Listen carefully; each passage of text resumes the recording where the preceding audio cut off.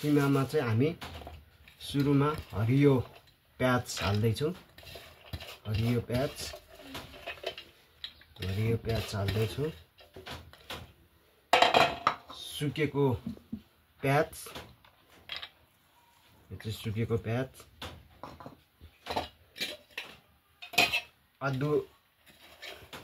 धनियाको हरियो धनिया मसिनो गरेर पिनेको।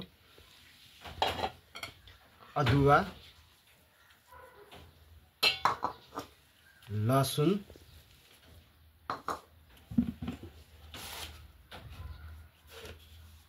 अजिनामोटो, मोमो मसाला हो यो चाहिँ। मोमो मसाला पनि एड गर्दैछु म।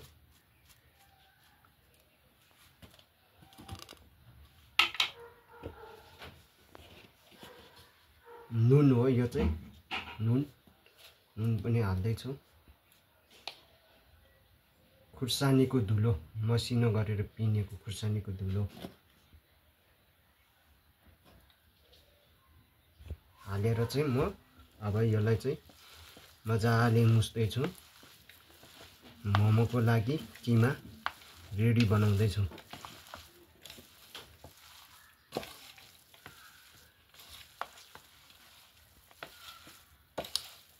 मजाले यसरी मोल्दैछु म। मोलेर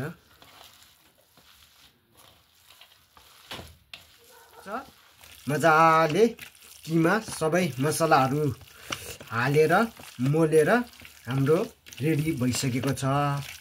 जिरा र तेल हालेर फ्राई गरिसकेको छ प्यानमा चाहिँ। अब हामी गोलभेडा हाल्दैछु। मजाले जिरा पाकिसकेको छ, तेल पनि पाक्यो। अब गोलभेडालाई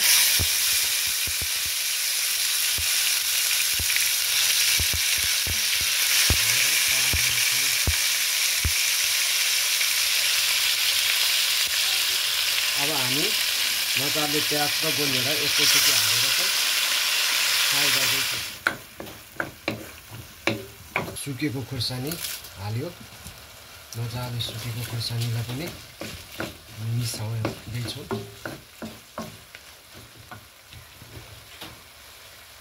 नुन हाल्दैछु। यो चाहिँ नुन हो।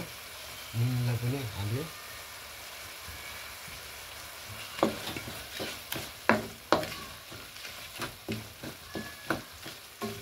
नुन र खुर्सानी हालेर गोलभेडा गलिसकेको छ। अब यसलाई चाहिँ अलिकति मजाले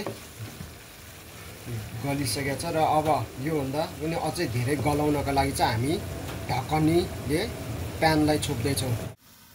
पकाएर चाहिँ 5 मिनट भइसकेको छ। यसको लागि चाहिँ कस्तो भएछ भनेर अब हामी हेर्छौँ।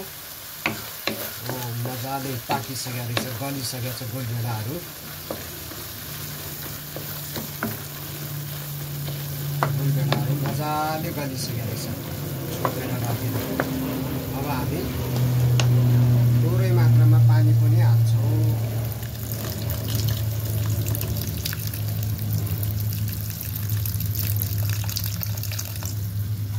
थोरै पानी हालेर चाहिँ अब एकछिन पकाउँछौँ। यो चाहिँ भरे अचारमा ओखलमा पिनेर मिक्स गर्ने हो। अब हामी खोलेर हेर्छौँ कतिको पाक्यो भनेर। अब हामी अचारलाई मजाले चलाउँछौँ र अब हाम्रो अचार मजाले गली पनि सकेको छ। अब यो अचार चाहिँ पाकिसकेको छ। अब यसलाई चाहिँ हामी चिसो भइसकेपछि चाहिँ हामी मिक्सचरमा हालेर मसिनो मिन हुने गरेर बनाउँछौँ। अलि पहेँलो खालको कलर निकाल्नु पर्नेछ भने अचारमा चाहिँ बेसार पनि हालेर मजाले कलर आउँछ। तपाईहरु बेसार पनि हाल्न सक्नुको लागि चाहिँ हामी मिक्सचरमा पकाएको गोलभेडा अब यसरी हाल्दैछौँ। अब यसरी हाल्दैछौँ मसिनो।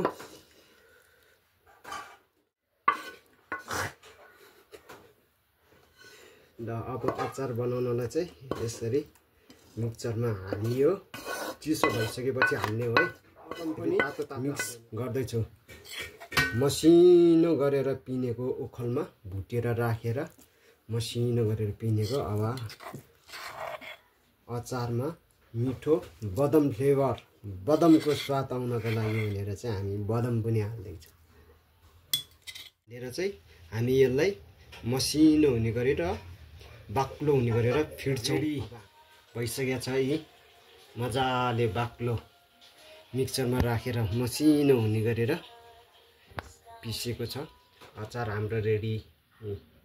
यस्तो विधि बाक्लो भइसकेको छ। ल अब हाम्रो चाहिँ यो केसँग खाजा खाने हो त्योसँग चाहिँ हामीले खानाका लागि मजाको अचार रेडी भएको छ। डो बनाइसक्यो।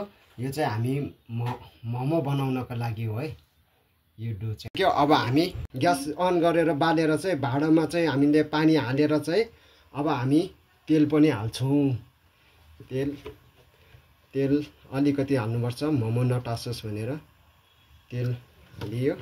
अब मोमो छिटो पाक्नको लागि थोरै मात्रामा नुन, थोरै मात्रामा अब हामी नुन हाल्छौँ र अनि पानी मजाले उम्लिसकेपछि चाहिँ अनि माथि मोमो बसाल्ने हो। मोमोलाई चाहिँ छिटो पाक्नको लागि अब त्यसरी नुन हालिसकेपछि चाहिँ अब चाहिँ हामी बनाएर रेडी मोमो बनाएर टक्कर रेडी गरेर राखेको छ। मोमो पकाउने भाँडामा मजाले मोमो त्यसरी राखेको छ। अर्को मुनि भाँडामा पनि हाम्रो भरिसकेको छ र अर्को मुनि भाँडामा पनि हामीले 3टा भाँडामा चाहिँ मजाले रेडी गरेर राखिसकेको छ। अब यो चाहिँ हामी एकछिनपछि चाहिँ बोइल गर्छौँ, पकाउँछौँ। यो मोमोलाई मजाले पकाएर दामी एकदम स्पेसल मोमो हामी खान्छौँ।